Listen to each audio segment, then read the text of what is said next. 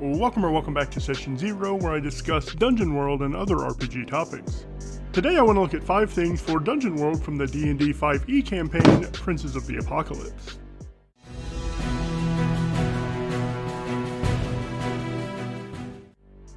Alright, this video is a bit longer than my last 5 things video because I lied to you again.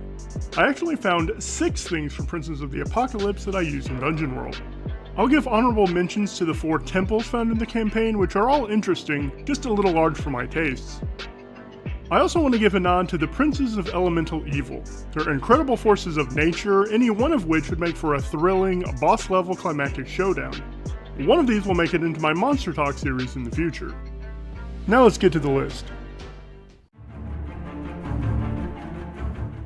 Alright, number 1 on the list is the 4 cults detailed in Chapter 1. These are the elemental cults of Earth, Water, Fire, and Air. Any one of these 4 cults would be a powerful force in a campaign. Each is broken down into 4 parts: a high-level description of the cult, their tactics and philosophy, their prophet or leader, and their enemies.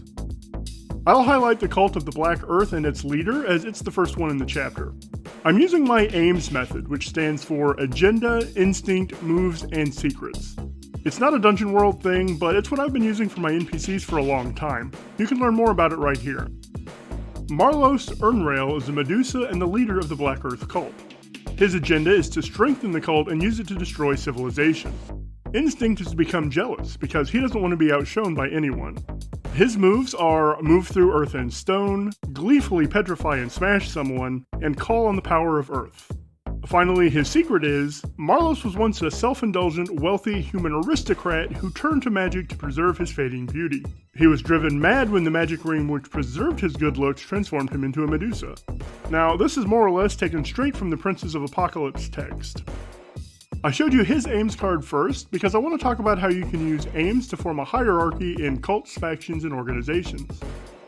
Here's the AIMS card for Cult of the Black Earth. I'll let you read it yourself, but note that it has its own agenda, instinct, moves, and secrets. Any NPC tagged with Cult of the Black Earth inherits this AIMS card, so Marlos has 2 agendas, 2 instincts, etc. Cult of the Black Earth has the Elemental Evil tag, and so do the Cult of the Crushing Wave, Eternal Fire, and Howling Hatred. By extension, this means I can make an Elemental Evil AIMS card, and while I'm at it, I'll make one for the 4 princes as well. Marlos is certainly an NPC, but he's also a monster the characters will face off against. So I used my 5e to Dungeon World Monster Converter to see what he looks like with the Dungeon World stat block.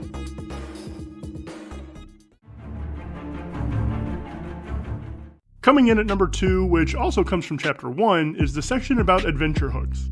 There are 21 of these, and each are pretty interesting, although some more so than others. Players will find these useful for character background inspiration. Paraphrasing the Feathergale Rebel hook we get, the character has been sent to retrieve a Waterdavian noblewoman, Savra Bellabranta, who has joined the Cult of the Howling Wind. First, the player can make up any cult they want here, or just leave it up to the GM. But also, this provides 2 different points of view for the player. They can play that character sent to retrieve Savra, or they can play Savra who has joined a cult and her family has sent someone to retrieve her. Game Masters can use the same hook to make these characters NPCs, but they can also use these hooks for some great world building. To paraphrase the Dangerous Secret hook, we get, the character has been assigned to infiltrate the Circle of the Scarlet Moon to learn the truth about the rite of the Wicker Giant and find an entrance to the Weeping Colossus. What does any of that even mean? Use any or all of these points for world building and find out for yourself. They don't all have to be connected.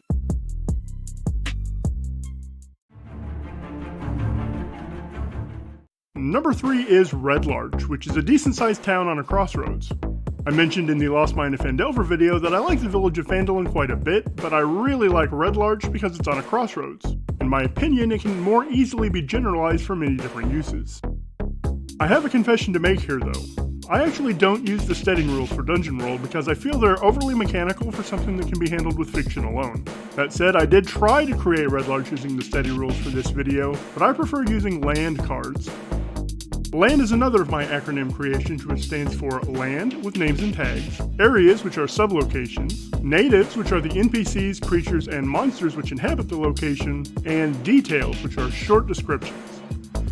This town has everything you'd want in an RPG town. An inn, a tavern, a butcher, 2 poultry shops, various crafting houses, a shrine, a market, and more. Each comes with an NPC that lives or works there, many of which can give rumors or are faction members. I would like to know how many of you are using the steading rule, so let me know in the comments below.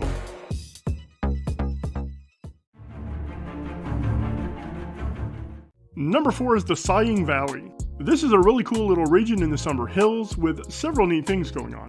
There's a cool spire, a manticore hunt, there's some gnoll bandits, and even a secret entrance to one of the temples of elemental evil. Here are just some of the nested land cards I made for the valley. Do you recognize this name? If you chose to use the Feathergale Rebel hook to create some NPCs, this is where one of them can be found.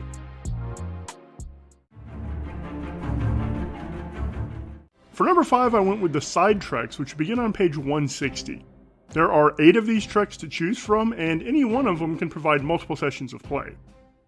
Each is also tied to certain factions as well, which I like because it helps connect these treks to the established narrative, as long as those factions already exist in your game. Let's take a look at an adventure front I made for one such trek, the Ice Shield Orcs. Everything in italics allows you to customize this front for your own game. I listed this as a repeatable danger. Multiple instances of this can occur at the same time, and the orcs will just keep coming until they're dealt with, or they've despoiled an entire region. That leads to my initial stakes question. Who leads them, and if that orc is defeated, does someone else take over? Make sure you have an NPC family prepared for any village the characters successfully defend, and a few random NPCs that can be rescued later from villages that weren't so lucky. The Dungeon World Rulebook provides 8 varieties of orc to choose from on pages 280 to 283, and I've also converted the 5e versions for you using my 5e to Dungeon World monster converter.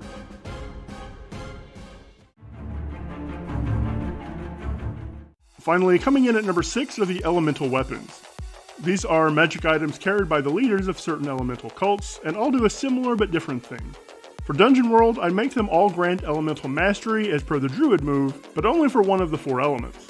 The 5e versions add some amount of damage to hits as well, and I just make it a flat 1d6 for Dungeon World.